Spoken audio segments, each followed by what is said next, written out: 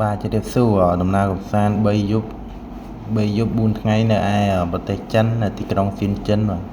នៅពេលយប់ដែលយើងធ្វើដំណើរគឺពេលយប់គឺសភាពគឺស្ងប់ស្ងាត់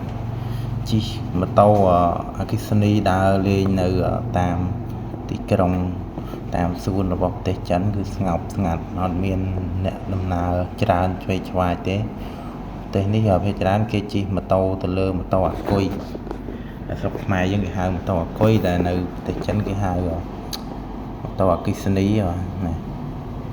ជិះដំណើរលេងមើលទស្សនភាព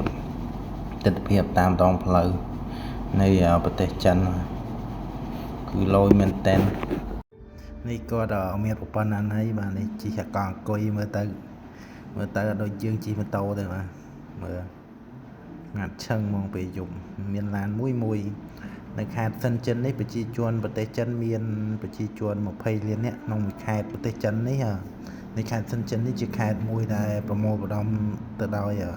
បច្ចេកវិទ្យាក្រុមហ៊ុនបច្ចេកវិទ្យាទំនើបដូចក្រុមហ៊ុន BYD ក្រុមហ៊ុន Oppo Vivo Xiaomi ឬក៏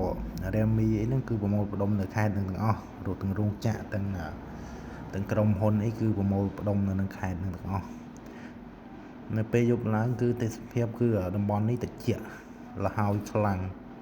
ពេលថ្ងៃក៏ត្រជាក់ដែរអត់សូវក្តៅខ្លាំងណាស់ហើយវីដេអូមានតែប៉ុណ្្នឹងទេបងប្អូន